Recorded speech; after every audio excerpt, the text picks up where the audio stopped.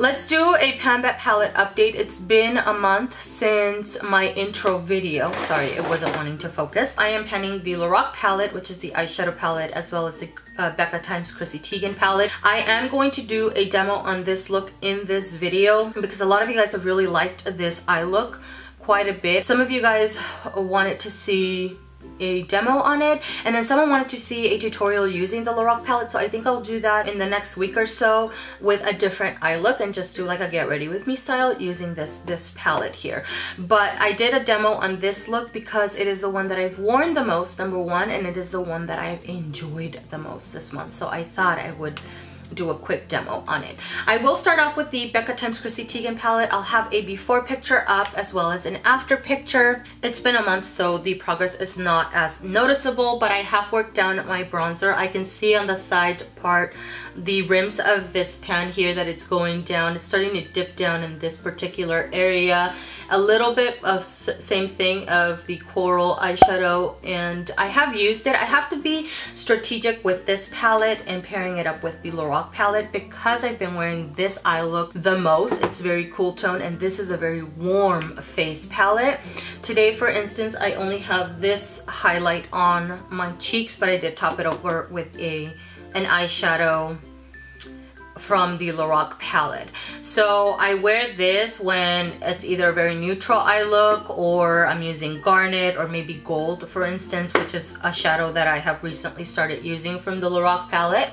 But I have used everything lightly on the highlights, and I love this palette. I've loved it since I bought it, and I still love it. I think it's really, really beautiful. Moving on to my Lorac palette here, there is a little bit of change in this palette, and I have focused this month on this side.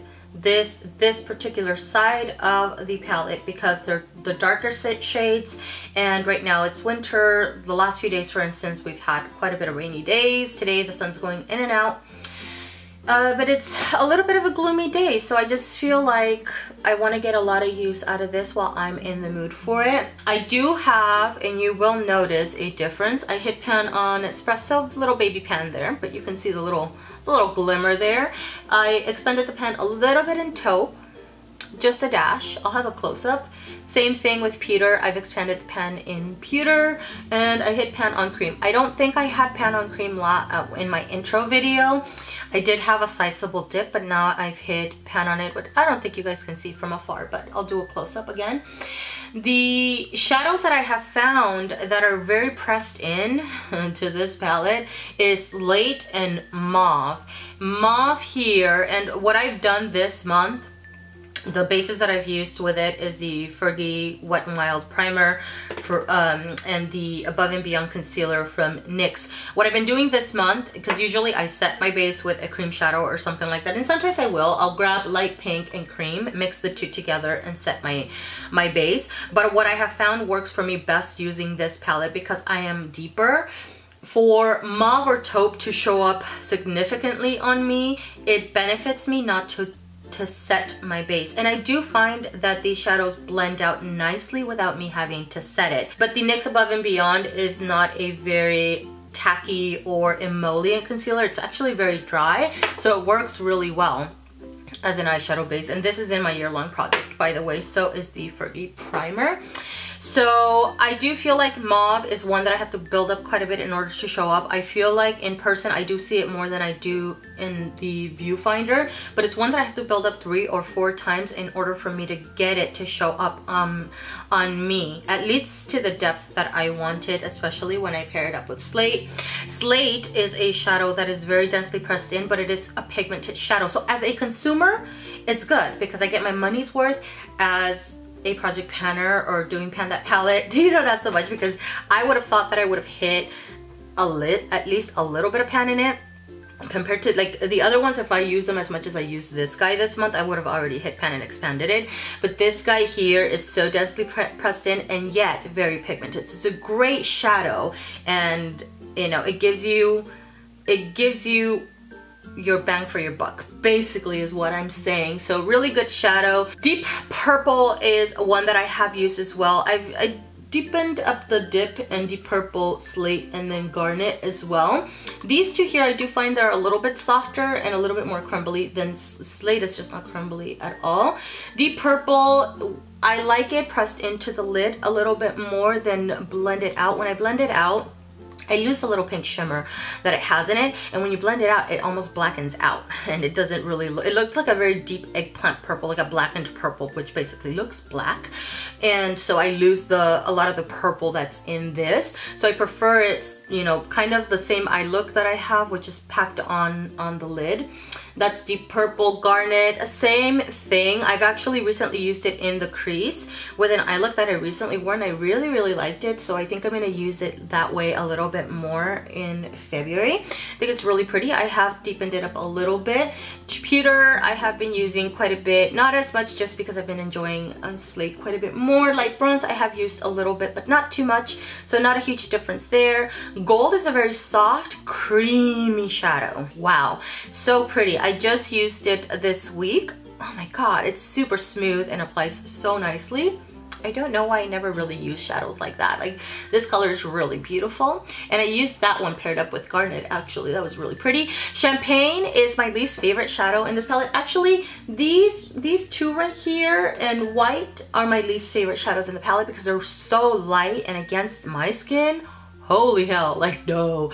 I have to mix them. I do have to apply them strategically. I'm not sick of them at all. I'm still using them. Champagne, for instance, I use a lot under the arch of my brow, in the inner corner of my eye, and I've used it as a highlight this month as well a few times. Today I put on the Becca highlight and then topped Champagne just in this particular area, just to add that little bling, reflex. You know what I mean. Anyways, been using that. The cream and light pink I've been mixing together. Taupe is just, you know, it's just taupe. I do, from using it this month, I've gotten to know this palette more than I have in the years that I've owned it. I gotta tell you that. And I do wish that I had something a little bit more rosy tone in this palette. Like, when I do this eye look, I will change it up a little bit sometimes.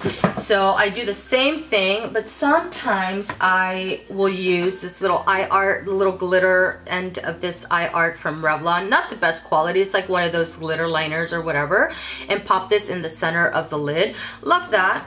Love how that looks. I've also used the Jesse's Girl Eye Dust, and this is in Sunset Boulevard, and I put that over top of Garnet. Don't like it over Garnet. I did top it over something else. God, I didn't. I think it was Deep Purple.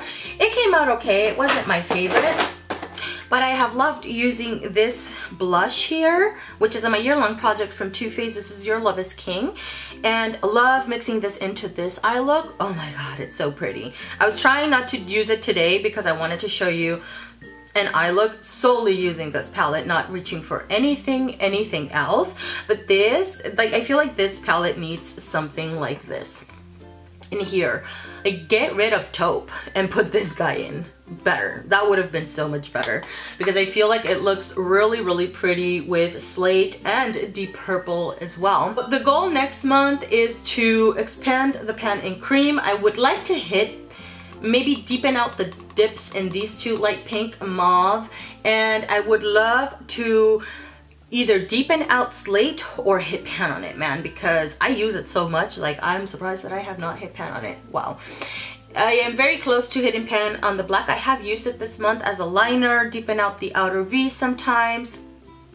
Whatever, maybe this month I'll do more brown smoky eyes or black smoky eyes so I can use these guys. Espresso and black are just whatever to me. They're not the best black, and it's not the best dark brown that I've used, but they have good quality. They have good blendability. I think that's it. Oh, nude I have used as well, just a few times. Again, not my favorite shadow. So let's get into the eye look that I have right now very quickly.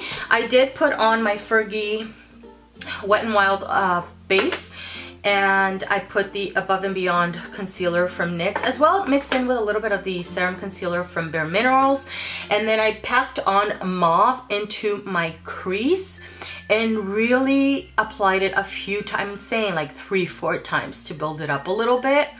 I then went into Slate and packed it onto my lid space. all over my lid up into almost the crease, not quite there because I still have to blend it out, so I don't want to take it too high up. And I blended it out and then just made sure to take my time to blend that eyeshadow. And then I went back in with Slate again and packed it on yet again onto my eyelid because I didn't want to lose that color at all.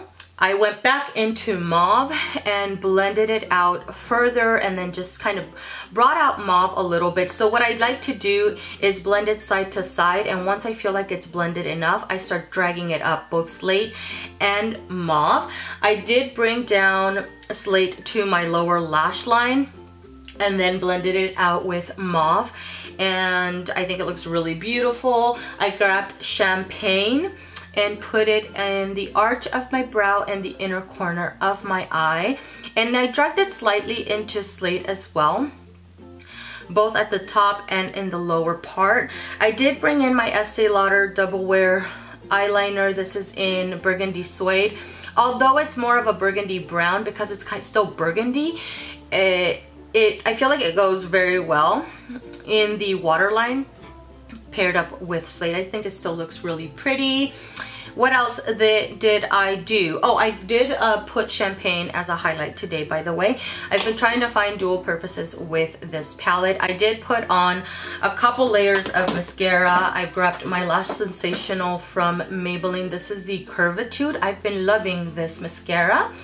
And then topped it over with a Voluminous Lash Paradise from L'Oreal. These two guys here work very, very well on the lashes. They give me volume, they give me a lot of length, and I'm loving it. For my lips today that I paired up this eye look, by the way, I have on Your Love is King as a blush. And then I put on, I have this little nude kind of liner, pinky nude liner on. And then I put on my YSL number 8, which is in my year-long project, over top of it. I think it looks really, really pretty because I have Your Love is King on the cheeks and I don't have it on my eyes. I don't know what I was trying to point to my eyes, but I think it looks like all of this together is very cohesive and I really, really like it. That is everything, guys. Thank you so much for watching this Pan That palette. I really appreciate it, and I will see you guys in the next one. Bye.